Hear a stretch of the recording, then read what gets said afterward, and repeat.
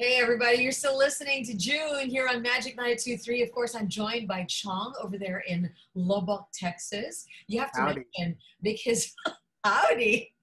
Because you're from Lubbock, Texas. You mentioned to me that Buddy Holly was from Lubbock, Texas. Oh, yeah. So, if you guys know your music history, pop music and rock music history, Buddy Holly is like one of the progenitors or one of the people who really made rock and roll more accessible. Mm-hmm. So, here's the thing Buddy Holly had his band. His band is called Buddy Holly and the Crickets, which inspired this tiny band you may have heard of called the Beatles. Whoa, I didn't know that. Cool. Yeah, so like the Beatles, particularly Paul McCartney, was such a big fan on how Buddy Holly just changed the way an electric guitar is supposed to play. So Buddy Holly grew up here in Lubbock. Oh, nice. And people assume that country music is really in Nashville, Tennessee. But for a time, Lubbock, Texas was like a center for rock and roll and music, country music as well. And Lubbock right now is considered to be the cultural hub of Texas. Ah. So it's not the big cities, not Houston, not Dallas, not Austin, it's Lubbock. So if you're an arts person, like arts, music, theater, Mhm. Lubbock is the place to go. So it's just perfect that you're right there. Right. It sucks though that I'm in a pandemic right now. I know. Yeah, you're telling me that Lubbock is an ocean. What did you say about it? Oh yeah, the early explorers, the early Western Europe or the European explorers called this the land ocean Land because ocean. it is so vast. Can you just imagine horizon of land, flat lands, no mountains whatsoever? That's why during the 1500s and 1600s, a Mhm. lot of the Spaniards who came here got land sickness. Wow.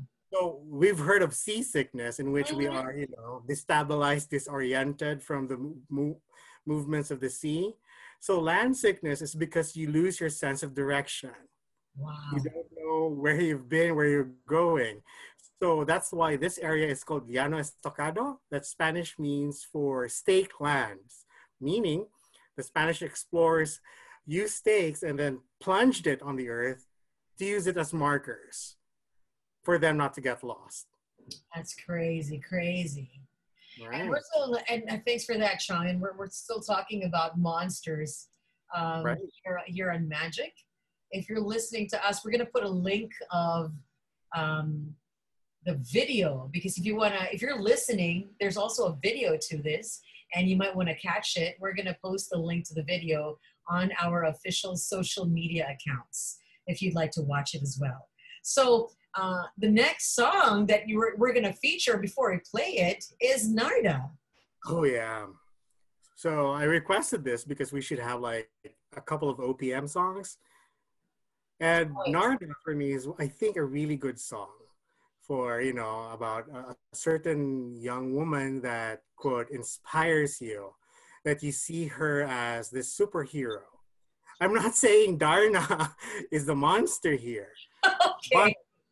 but in mythology and folklore, the hero would need the monster. And who is the monster usually for Darna? Would you know, June? I don't remember the name. So basically, the monster, her name is Valentina.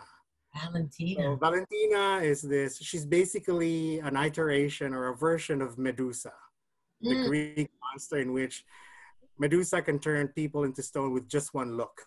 right. Is that But the same thing she does? no, that's not the thing she does. She's just very monstrous. She has serpents for her hair, but she's very smart. Here's the thing, Oh, that's why I wanted to mention Valentina because Mars Ravelo wrote Darna, and I think he's really great. I think he should be given National Artist Award someday, if not soon.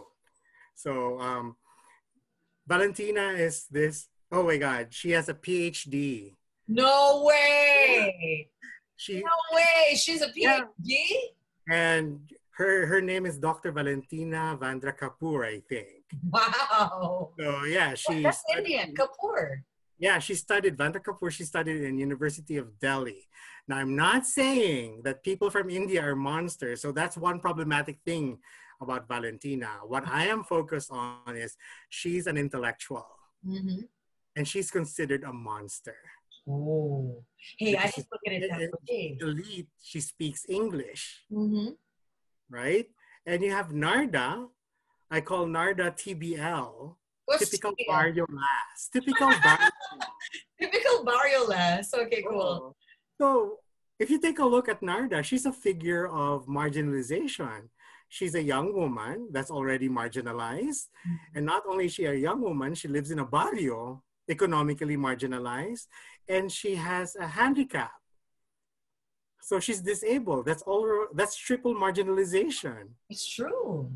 Right. And I find it interesting that for her to gain power, she has to swallow something.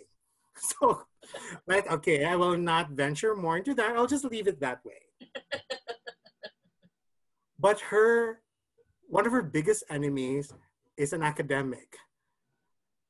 Is a doctor, Valentina. And that to me is interesting because in the current culture wars, not just in the Philippines, but here in America, you have a lot of people who are anti-intellectual. Really? Yeah, I mean, you can see that in Facebook, in the Philippine Facebook, ikaw na ang matalino, ikaw na ang presidente, di wow. You know, you are discrediting other people's opinions by calling them, well, because you're so smart, why don't you do this? Right, right, So right. that is interesting that we demonize people who are smart. So I was laughing once I earned my PhD, ka-level na ako si Valentina. Exactly, exactly.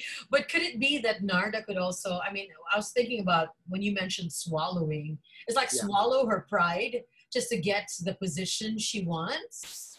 That's an interesting notion because for some cultural practices in Central Visayas, no, I'm sorry, Western Visayas, you have people that what they do is before Lent, they would burn these palm crosses. The ashes are usually used for Ash Wednesday, right, June? I Yeah, mean, you're a good yeah. Catholic. Hey, what I heard was even our palms Yeah, are collected by the churches, so they burn it to make ashes for Ash Wednesday. right. So there are some people in the Western Visayas region. I read about this. So what they do is they burn the palms, and the ashes. They mix it with water, and then they drink it. So Whoa. they think if you ingest the cross, you are protected by the cross. So Oh. this is the same thing as people having anting-anting in their wallets. Mm-hmm. You know, it's like ingestion or contact being part of you. So I remember when my mom would give me a brand new wallet years ago, she would my wallet would look thick, not because of the money I have, it's because of the pictures of the saints inside the wallet. True. And I asked her, well, what's with all the saints there? And she said, to protect you, to protect your money. And then I said, what money? Yeah, that's true. That's why, yeah, that's why Darna for me is an interesting cultural product. It's not just a superhero. It's an understanding on how we Filipinos, some Filipinos, gauge power and see who the villains are.